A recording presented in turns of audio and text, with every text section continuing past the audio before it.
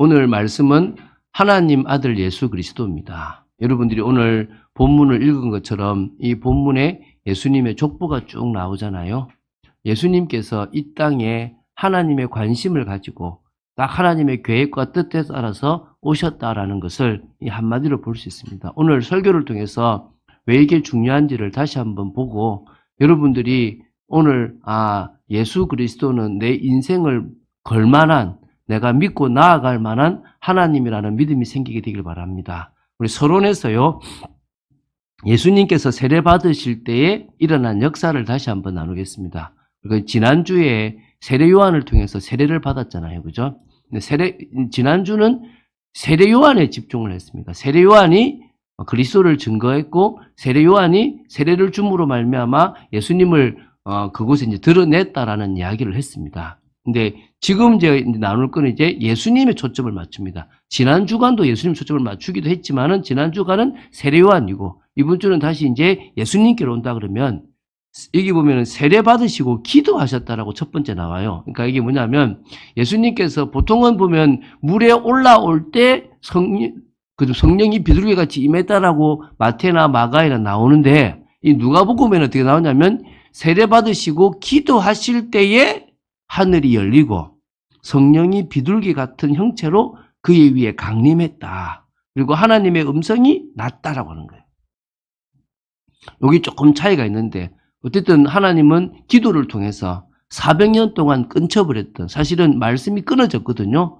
다시 하나님께서 이스라엘에 하나님의 말씀을 허락하셨던 거예요. 그 시간이 이 시간인 거예요. 다시 말하면 그전에는 개인에게는 말씀이 있을지 모르지만 이스라엘이라는 나라에는 말씀이 선포되지가 않았어요. 말라기가 선포된 게 마지막 말씀이에요.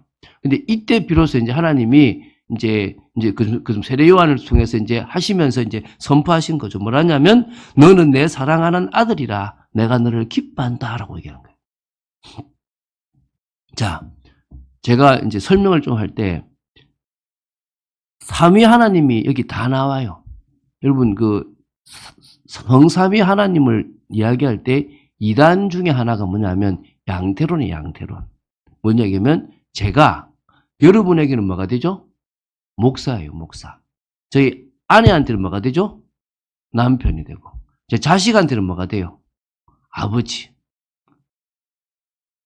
하나님이 어떤 대상한테는 아버지 하나님이 되고 어떤 대상한테는 아들 하나님이 되고 어떤 대상한테는 성령 하나님이 된다. 맞습니까? 아닙니다. 그거는 한 존재가 대상에 따라서 달라지는 거예요. 그걸 양태론이라고 그래요. 하나님은 삼위로 다 계신 거예요. 한 하나님이시지만 삼위로 다 계신 게 오늘 여기 나오는 거예요. 예수님, 성자 하나님이 지금 세례를 받고 계세요. 그런데 성령 하나님이 그 위에 비둘기 모양으로 그 위에 임했어요. 그리고 하늘에서 성부 하나님이 뭘 하고 계시죠? 음성을 하시죠. 이는 내 사랑하는 아들이고 내가 너를 기뻐한다. 무슨 말입니까? 삼위 하나님이 총출동할 정도로 관심이 있는 거예요. 성부 하나님만 계셔도 큰 일이고 성자 하나님만 역사하셔도 큰 일인데 물론 성부가 역사하실 때 성령이 역사하시고 성자가 역사하실 때 성령이 역사하시기도 하지만 그게 성부의 하나님의 사역이냐 성자의 사역이냐 이렇게 나눈다 그러면 지금 여기는 세 하나님이 한 하나님이시지만 삼위로 계신 하나님이 동시에 다 등장하신 거예요. 제가 방금 세 하나님이라 한 건 틀린 거고요. 한 하나님이 삼위로 계시는데 그 삼위 하나님이 동시에 등장하는 장면이 이 장면인 거예요. 그러니까 하나님께서 전 세계에서 가장 관심 있게 보시는 장면인 거예요. 그리고 여러분 그리스도 뜻이 뭐죠? 그리스도 메시아 뜻이 뭐죠? 기름 부음을 받은 자죠. 그래서 우리가 그 기름 부음은 뭘 의미합니까? 성령이에요. 자, 그래서 두 번째 진정한 기름 부음이 일어났어요. 그 기름을 붓는다는 것은 이 기름을 부음으로 말미암아 성령이 이 위에 임할 거라는 거야. 맞습니까? 그런데 진정으로 그 위에 성령이 임한 분이 계십니다. 누굽니까? 예수님. 그래서 예수님은 누굽니까? 진정으로 그리스도가 되시는 거예요. 이게 이해되십니까? 여러분 기름을 부을 때는 아마 감람유하고 몇 개를 섞어서 아마 기름을 이렇게 만들어서 부었던 것 같아요. 근데 그 기름을 붓지 않아도 그 진짜 성령이 역사하신 분은 누구란 말입니까? 우리가 믿고 의지할 예수 그리스도라는 거예요. 그래서 그분은 진정한 그리스도가 되십니다. 그리고 그 말은 뭐냐면 지금 오늘 하나님께서 너는 내 사랑하는 아들이다. 내가 너를 기뻐한다. 이 말은 하나님께서 가지고 계신 신적 권위를 누구한테 부여하신 겁니까? 세 번째죠. 예수 그리스도에게 부여하신 거예요. 너가 이 땅에서 하는 모든 일을 내가 허한다. 너가 하는 그 모든 일이 내가 저 하늘에서 이룬 뜻이고 내가 이 땅에서 이루려고 하는 뜻이다. 그거를 위해서 내가 계획했고 너와 같이 계획했고 지금 이루고 있다. 그 의미인 거예요. 그래서 사실은 공생의 사역의 시작과 같은 게 세례와 시험이에요. 그래서 마태, 마가, 누가에는 항상 예수님의 사역을 시작할 때 세례 받으신 것과 그리고 시험 받으신 게 항상 나와요. 그리고 나서 그때부터 뭐 하느냐? 시험이 끝나고 나서 비로소 회개하라, 천국에 가까웠다라고 선포하시기 시작하신 거예요. 되게 중요한 사역이 지금 시작이 되고 있는 거죠.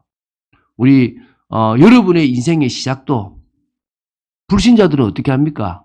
불신자들은 사업할 때 뭘로 하죠? 고사 지내요. 영화 찍을 때 고사 지내고 뭔가 나름대로 뭔가를 해요. 뭐 행사를 치르든가 합니다. 우리는 뭐 하죠? 하나님의 인정을 받는 시간. 하나님께서 이 사업, 내 이 일, 심지어 여러분의 학업까지도 허가를 받고 시작하는 게 여러분에게 중요한 겁니다. 예수님이 이 시작을 하셨다고 보시면 돼요. 자, 그런 중에 이제 오늘 그 일을 마치고 23절에 이래 나옵니다. 예수께서 가르치심을 시작하실 때에 30세쯤 되시니라 라고 시작해요. 그래서 우리가 첫 번째 볼게 예수님께서 사역하실 때의 나이가 몇이라고요? 30세. 30세에 초점이 좀 맞춰져 있죠. 그거는 당연해요. 왜냐하면 유대의 사회에 있어서 전통적으로 일을 할 수 있는 가장 확실한 나이가 몇 살입니까? 30세. 그게 첫 번째죠. 유대 사회의 전통을 뭐한 거다? 준수한 거죠. 다시 말하면 성막에서 제사장이나 이런 이게 제사장들이나 레위 지파들이 공적 직무를 맡을 수 있었던 나이가 30세예요. 30세가 되어야만 성막 사역을 할 수 있어요.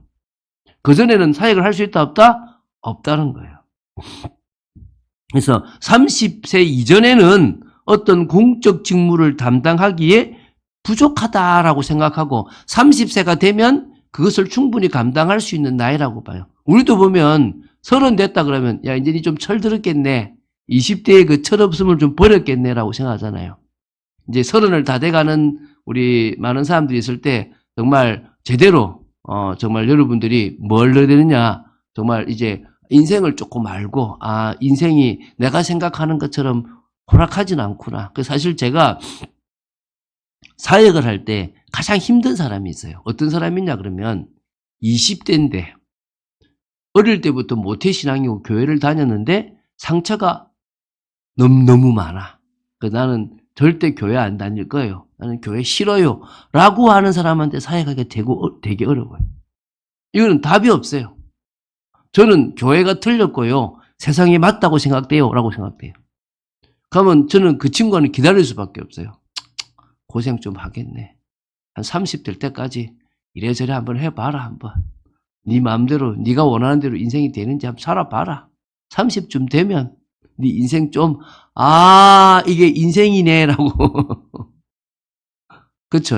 40대면 더 되는데 30쯤 돼야 이제 조금 사회에서도 인정을 받습니다. 그런 의미에서 30이라는 나이가 중요하죠. 또 두 번째 30세부터 쓰임받았던 대표적 인물들이 있어요.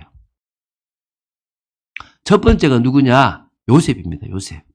창세기 41장 46절에 보면 요셉이 애굽의 총리가 되었을 때 나이가 몇 세입니까? 30이었어요. 그러니까 전 세계적으로 그 애굽에서도 공식적으로 이 사람은 이제 공직의 임무를 맡길 수 있다라고 하는 나이가 30세였던 거죠. 그때까지 하나님은 감옥에다가 가만히 준비시키고 계셨다가 30이 되는 나이에 모든 일을 계획해서 한 번에 어디에 뜨게 하십니까? 바로 총리가 되도록 특별 승진을 하게 하신 거죠. 두 번째, 예수님을 예표한다고 하는 다윗. 이 다윗 역시도 왕이 되었을 때 나이가 몇 살입니까? 30이었어요.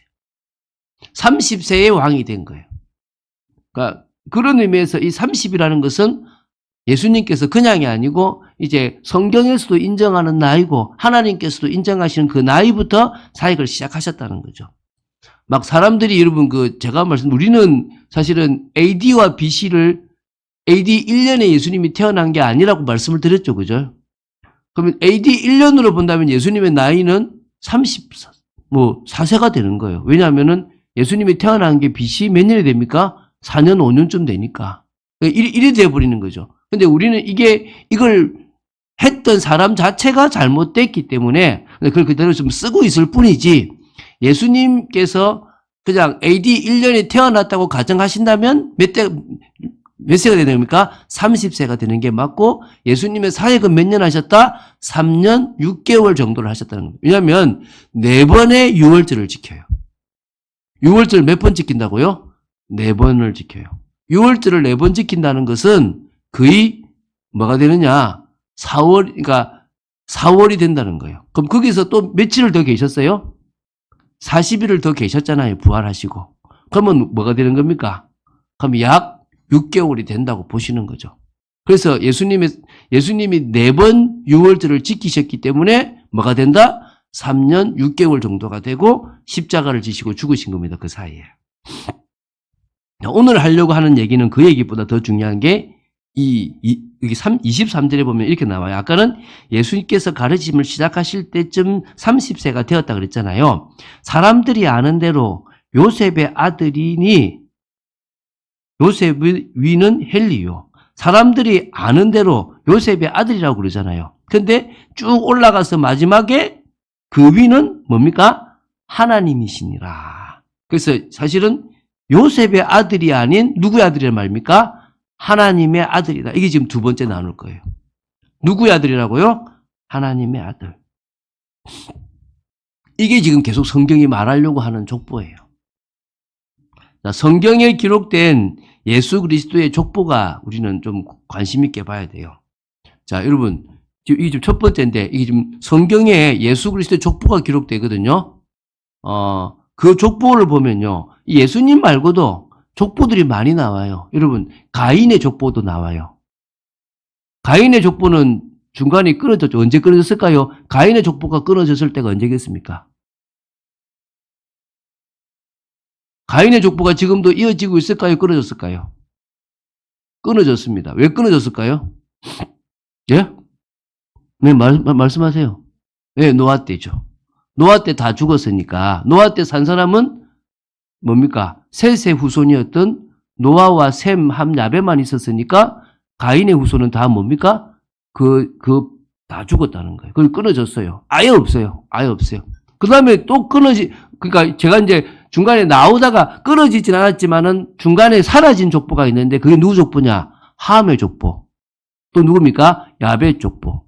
그 족보 끊어졌죠? 또 셈 중에서도 쭉 내려와서 아브라함의 족보만 살아남고 다 죽었어요.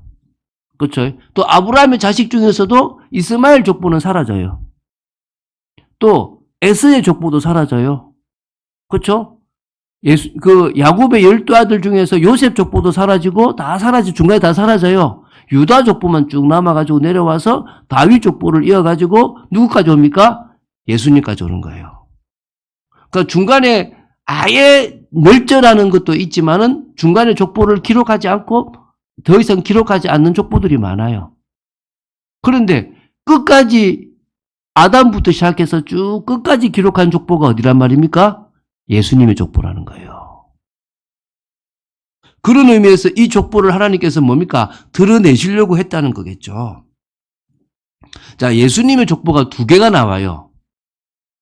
마태복음 1장 1절부터 17절까지도 족보가 나오고, 그리고 또 두 번째 뭡니까? 이 누가복음 3장 23절부터 38절에도 족보가 나와요. 자, 이 족보의 차이가 뭐냐? 마태복음은 유대인들을 위해서 쓰여졌어요. 유대인들을 위해서 쓰여졌으니까 유대인이라고 말하는 것은 아브라함 밑에 야곱 밑에 다윗을 지나서 예수님까지 오는 족보가 돼야 되는 거예요.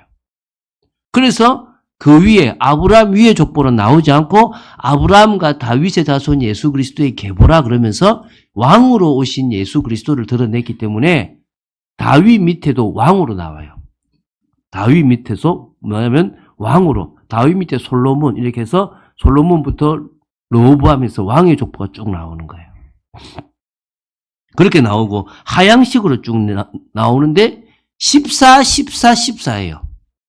뭐냐면 아브라함 때부터 다윗까지 14, 다윗부터 포로까지 14, 포로에서 예수님까지 14예요. 그러면 14가 왜 중요하냐? 여러분, 지금은 아라비아 숫자를 쓰잖아요. 우리나라도 숫자를 이게 옛날에 한자로 썼잖아요. 그죠? 대부분의 나라들이 알파벳 단어를 가지고 숫자를 먹여요. 그러니까 히브리어 알파벳으로 숫자를 먹였는데 다윗이라고 쓴 그 단어들을 그러니까 숫자로 다 먹여보니까 14가 되는 거예요. 그래서 14가 의미하는 건 누구다? 다윗. 그 다윗의 후손으로 왔다라는 것에서 조직적이고 의도적으로 42대를 만들었어요. 누구부터요? 아브라함부터 시작해서 42대를 만들었어요. 그러면 누가복음에서 아브라함 위에 대가 20대거든요. 그러면 총 몇 대냐? 62대가 되게끔 만들어 놓은 거예요. 그러니까 아브라함부터 해서 42대가 된 거고 그 위에는 여기 나온 게 지금 20대가 되니까. 자, 그렇게 되는 겁니다. 누가복음 족보는 이방인들을 위해서 쓰여진 족보이기 때문에 어디까지 올라갑니까? 아담까지 올라가는 거예요. 아담까지. 왜? 전 인류의 결국 뭡니까? 아담의 후손이고 다 노아의 후손이고 다 우리는 그 후손인 가운데서 누가 왔다? 예수께서 나오셨다라고 하는 거죠. 이제 상향식으로 올라가요. 위는 아버지는 누구다? 아버지는 누구다? 아버지는 누구다? 하는 거예요. 자, 마태복음에는 요셉의 아버지가 야곱으로 나오는데 여기서는 헬리로 나와요. 그건 좀 이따가 제가 설명을 하겠습니다. 어쨌든 몇 명이 나오느냐? 77명이 나와요. 자, 아까는 몇 명이라고 그랬죠? 62명. 다시 말하면 이제 거기는 42명이 나와요. 아브라함부터 시작해서 42명인데 여기는 아브라함부터 시작하면 몇 명이 나오냐면 57명이 나오는 거예요. 20명을 빼면. 그러면은 왜 족보가 다르냐? 됐겠죠. 그죠? 그 이야기를 조금 이따가 하겠습니다. 어쨌든 상향식으로 올라가는 족보고 좀 실제적인 족보라고 이야기하기도 합니다. 마태복음에 기록된 족보는 왕이고 다윗의 후손으로 왔다는 걸 위해서 14에 이 계대 혼인법을 집어넣어서 끼워 맞췄다라고 보시면 되고요. 조직적으로. 이 누가복음의 족보는 좀 실제적인 족보가 나왔다라고 보시면 돼요. 자, 그러면 이제 두 번째죠. 누가가 이 족보를 통해서 증거하려고 하는 의미가 있을까 하겠습니까? 네 가지를 좀 설명하려고 그래요. 이게 사실은 중요하기 때문에 제가 여러분들에게 꼭 강의하듯이 42대, 77대 이런 얘기를 했는데, 자, 누가복음은 하나님까지 올라가죠. 그죠? 하나님은 사람이 아니니까 하나님 한 분과 77명. 다시 보면 이름은 78개가 이름이 나오는 거죠. 하나님까지 포함하면. 어쨌든 그렇게 되는데, 자, 23절에서 우리가 사람들이 요셉의 아들로 이해하고 있지만 사실은 누구의 아들이다 이 말입니까? 하나님의 아들이다. 이게 지금 누가가 첫 번째로 말하고 싶은 거예요.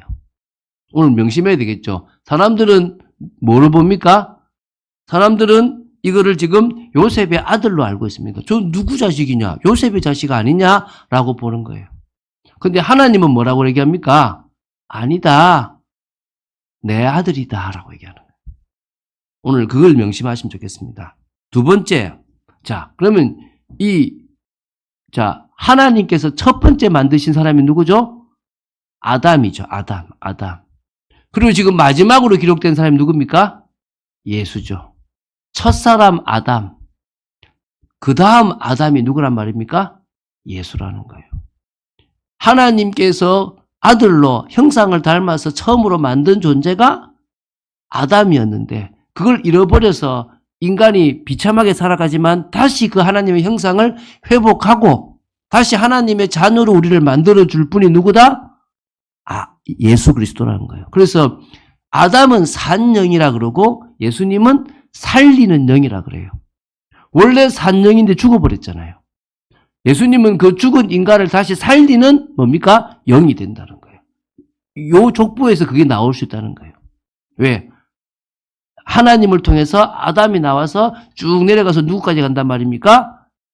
예수님까지 가니까. 그게 지금 두 번째예요. 여러분, 우리는 예수님이 아니면 산영이 될 수가 없는 거예요. 여러분, 이번에 우리 축구 비겼잖아요. 그렇죠? 그 축구 보셨습니까? 목요일에 안 보셨습니까? 태국하고 축구를 비겼지 않습니까? 우리가 비겼어요. 제가 지금 이 말이, 여러분 여러분 축구 했습니까? 공은 차고 축구를 하는 겁니다. 알겠죠? 사람들이 축구를 찬다 그러는데 축구는 하는 겁니다. 알겠죠? 자, 여러분 축구 했습니까? 여러분 공 찼습니까? 근데 누가 이긴 겁니까? 내가 이기든가, 내가 지든가, 내가 비겨요. 그럼 우리는 뭐라 그럽니까? 대표성의 원리라 그래요. 이 성경에는 대표성의 원리가 잘 나타나 있습니다. 근데 그 대표성의 원리는 많이 나와요. 국회의원을 뽑는 것도 대표성의 원리고, 이완용이라는 사람이 나라를 팔아먹은 것도 대표성의 원리입니다. 그런 일들이 비일비재해요. 그래서 내가 어느 집에 노예가 되면, 노비가 되면 내 자식은 자기의 의지와 상관없이 무조건 태어난 순간부터 뭐가 되는 겁니까? 노비가 되는 겁니다. 그 대표성의 원리예요. 아담이 대표였고 예수님이 대표가 되주신 겁니다. 이게 정말 얼마나 중요한 일입니까? 그렇죠? 오늘 여러분들이 이 의미를 기억하신다면 우리가 이분을 붙잡는 게 얼마나 중요한지 여러분 이해하실 거라 믿습니다. 세 번째, 자, 그래서 인간의 시조인 아담과 또 뭡니까? 인간의 창조자이신 하나님과 연결시켰잖아요. 아담 위에 누구죠? 하나님이잖아요. 그래서 연결시킴으로써 세계 열방의 구원의 소망을 성취시키는 분이 누구다? 예수님이다. 이걸 또 설명하는 거예요.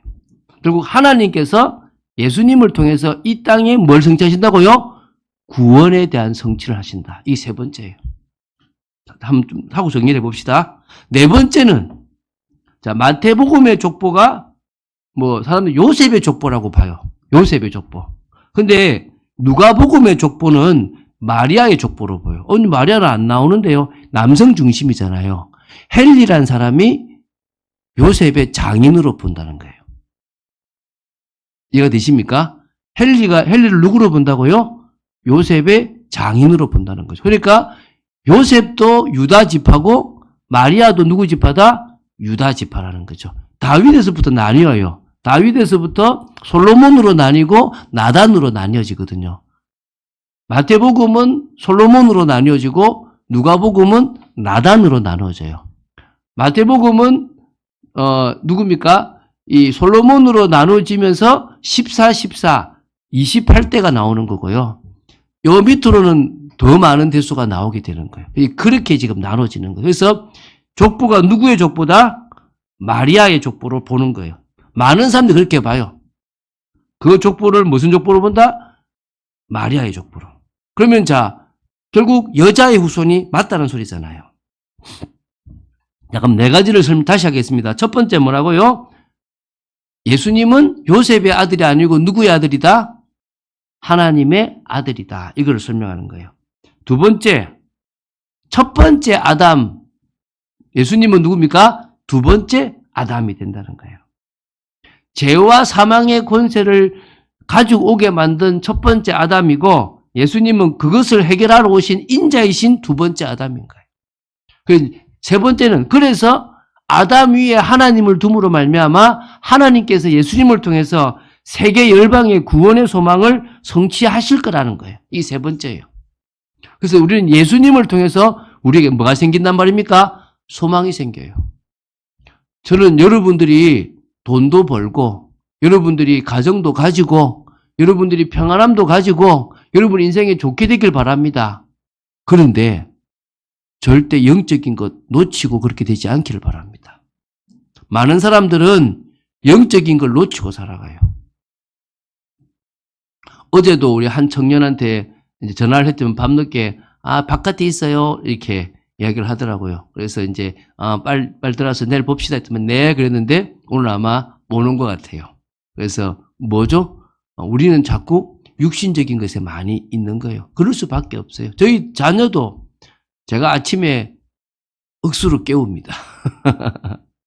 놔두면 절대 일어나지 않을 거라고 생각될 만큼 자고 있습니다. 깨워서 하는 거죠. 사실은 왜 그러냐면 시스템 자체가 이 세상의 분위기 자체가 어떻게 됩니까? 일어나지 못할 만큼 육신적인 것으로 다 젖어버려 있어요. 우리는 뭡니까? 영적인 것에 소망을 두게끔 해야 되는 거예요. 그리고 누가복음 누가가 이 족보를 통해서 뭐요? 이거는 마리아의 족보다. 다시 말하면 여자의 후손이 뭐요? 맞다. 이제 이 얘기를 하고 있는 거예요. 자, 그럼 우리가 오늘 이 시간 이제 그 결론적이죠. 예수 그리스도의 이 권위와 능력을 믿을 때 뭐가 일어난다? 역사가 일어난다. 이게 지금 우리가 말하고 싶은 거예요. 맞아요? 믿자. 어느 목사님이 아주 유명한 목사님이 그런 얘기를 하더라고요. 자기가 과거에 하나님 나를 붙들어 주시고 나를 지켜주시고 막 기도했대요. 그러다가 어느 날 하나님이 그런 말씀을 자기한테 하더래요. 너 나 믿냐? 이렇게 얘기하더래요. 여러분, 하나님 믿습니까? 그러면 여러분, 그 일을 하고 나서 그분이 뭐냐면, 그렇구나.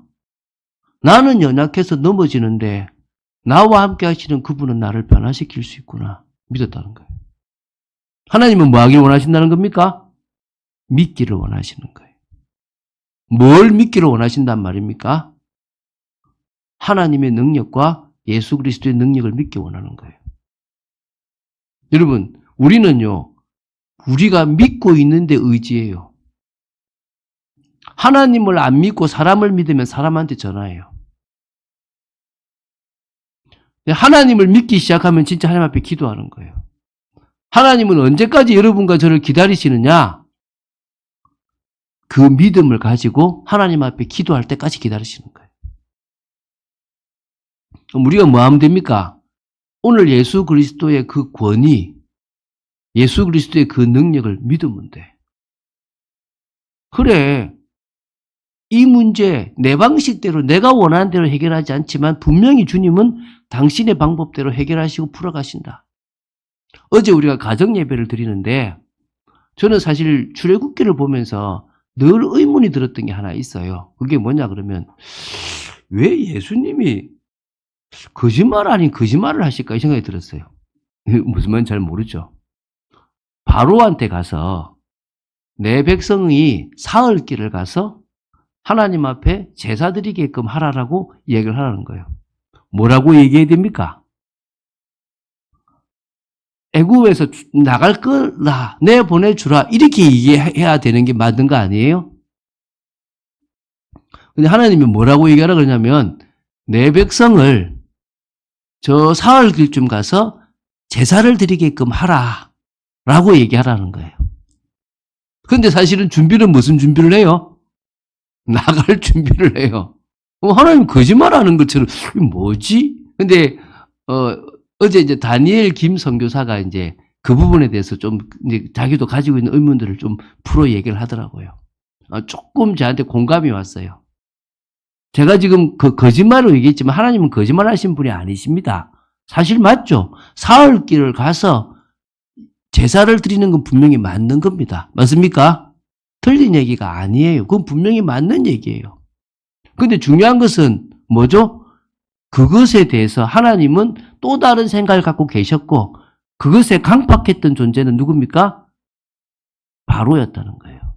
그럼 지금 하나님은 하나님의 방식대로 그걸 풀어갈 뿐이지 우리는 깔끔하게 딱 정리해 주는 걸 원하시지만 하나님은 질질 끌어가시기도 해요. 꼭 하나를 남겨둬가지고 이거는 해결되면 좋겠는데 해결이 안 되고 꼭 남아있게 만들기도 해요. 그게 우리 잘못도 있고 사단이 일부러 그렇게 남겨둔 걸 하나님이 허락하시기도 해요. 딱 모든 것의 원인은 하나예요. 우리는 누구를 바라보지 않으면 이 세상을 살아갈 수 없다는 거예요. 하나님을 안 바라보면 안 된다는 거예요.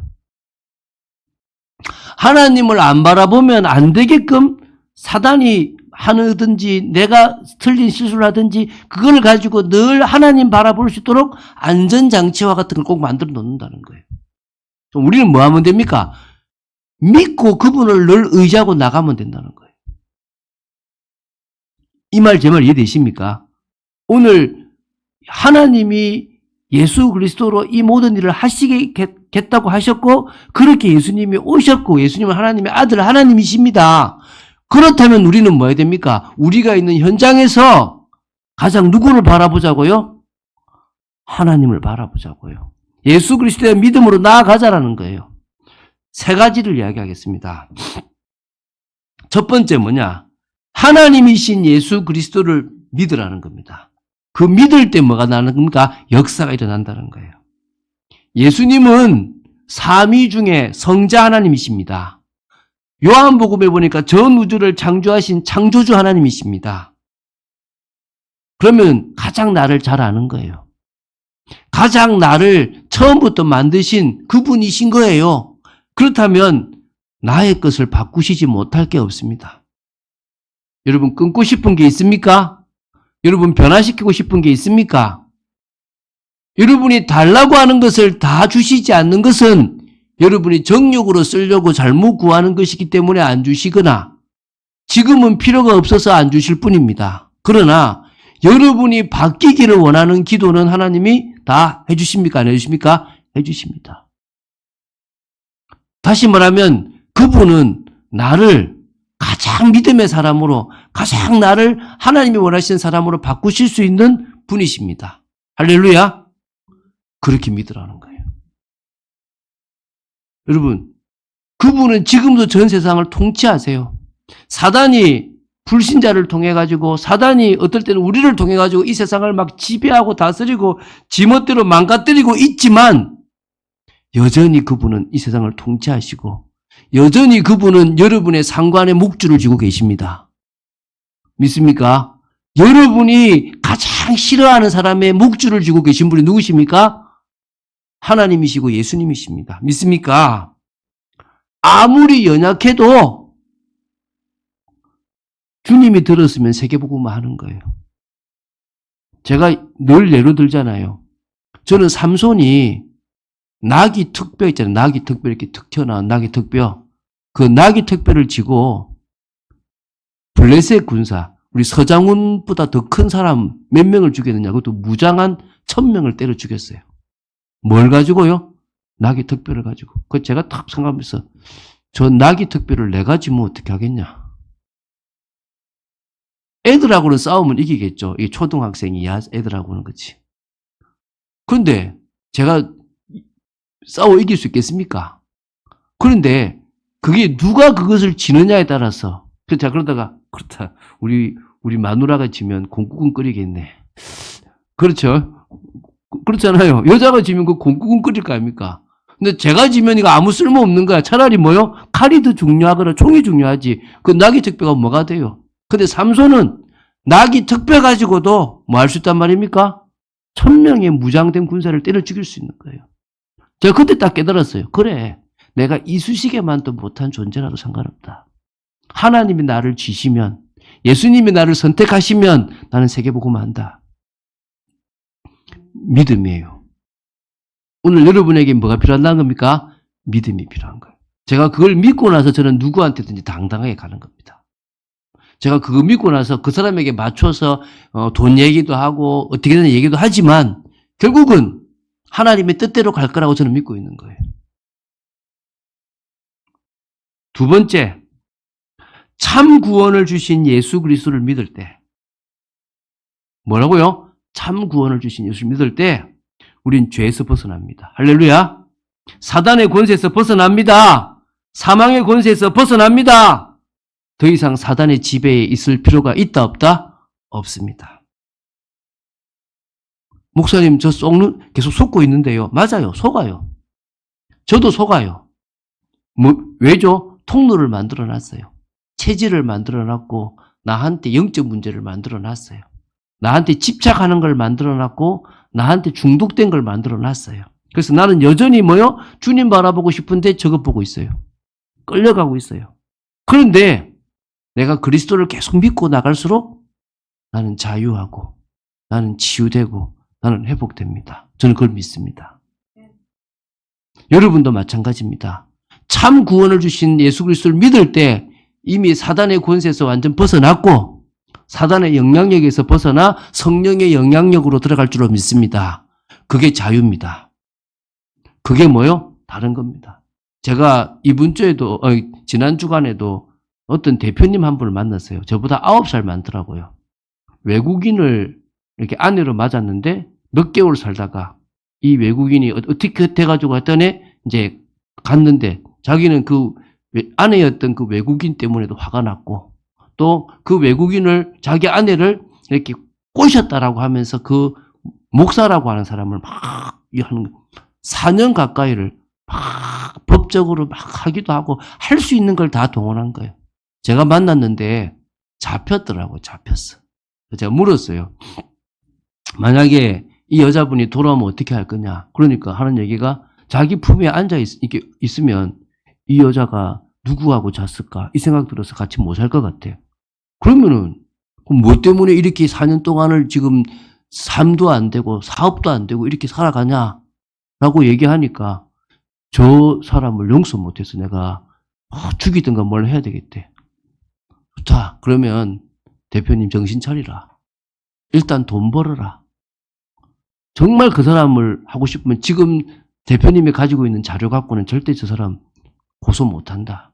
차라리 정말 돈 벌어서 흥신소를 사서 저 사람이 지금 틀리게 하고 일하고 있다는 걸 보여봐라. 근데 일단은 당신이 뭐냐? 정상적으로 살아가자. 당신 지금 잡혀있고 대화를 하는데요. 다시 또 돌아가. 대화하다가 또 돌아가는 거죠. 봐라. 지금도 지금 대화하는데 다시 돌아가지 않냐? 당신 잡혔다. 여러분, 사람들은요, 자기도 잡혀요. 그 속에 막 다람쥐 쳇바퀴 돌아도 돌아가요. 속지 마십시오. 나오시기 바랍니다. 여러분을 올가매는 것에서 나오시기 바랍니다. 남들의 의식에서부터 나오시기 바랍니다. 상처받았던 채우고 싶은 것에서 나오시기 바랍니다. 그러려면 참 구원을 주신 예수 그리스도를 믿으시기 바랍니다. 세 번째, 하늘과 땅의 권세 가지신 예수 그리스도를 믿어야 돼요. 무슨 말입니까? 하늘과 땅의 권세 가지신 예수님이 세상 끝날까지 우리와 함께 하신대요. 믿습니까? 그러면 끝난 거 아닙니까? 하늘과 땅의 권세 가지신 그분이 나와 함께 하신다면 나는 현장에서 담대히 증인될 수 있는 겁니다. 저는 어디 가도 그거 하고 있거든요. 자, 결론 맺겠습니다. 많이 지났는데요, 시간이. 자, 결론. 예수님은 항상 먼저 기도하셨습니다. 누가복음에 오늘 세례를 받으시고 올라오실 때도 기도하시니까 하늘이 열렸다고 나오고요. 다른 성경과 다르게 예수님이 변화산에서도 기도하셨다라고 나와요. 기도에 대해서 늘 강조하고 있는 게 이 누가복음입니다. 왜 기도했었습니까? 내 모든 능력은 누구로부터 온다는 겁니까? 하나님으로부터 온다는 거예요. 여러분, 돈이 부모로부터 온다면 부모에게 가서 돈 달라 그럴 겁니다. 또 저 변호사나 저 사장이 해결해 줄 것 같으면 그 사람 찾아갈 겁니다. 저와 여러분은 누구를 찾아가란 말입니까? 하나님을 찾아가시기 바랍니다. 그리고 문제 해결하기 이전에 하나님의 음성을 듣기 바랍니다. 내가 어디서부터 잘못됐습니까? 내가 무엇부터 해야 됩니까? 저는 그럴 때 하나님이 저한테 음성을 주시기 시작하시더라고요. 나 이거 해결해야 됩니다 라고 할 때는요, 안 들려. 안 보여. 이거 해결 안 해도 됩니다. 내가 뭐가 잘못돼서 지금 내가 이렇게 잡혀 있습니까? 그럴 때부터 하나님의 음성이 들려요. 먼저 기도를 시작하시고 그 속에서 응답받아서 예수 그리스도가 어떤 분이신지를 제대로 믿고 응답받는 여러분 되시기를 주 예수 그리스도 이름으로 축원드립니다. 주는 그리스도시요 살아계신 하나님의 아들이심을 고백합니다. 정말 이 말씀 주심을 감사하고 은혜 속에 있도록 저희들을 지켜주심을 감사합니다. 아버지, 하나님의 아들 예수 그리스도를 믿습니다. 하나님이신 예수 그리스도로 믿습니다. 참 구원자이심을 믿습니다. 하늘과 땅의 권세를 가지신 분임을 믿습니다. 오늘 그분이 우리 마음속에서 우리를 주관하시고 다스릴 줄로 믿습니다. 이제 사람을 의지하지 않고 하나님을 의지하는 저희들 되기를 간절히 소원합니다. 주 예수 그리스도 이름으로 기도드립니다. 아멘.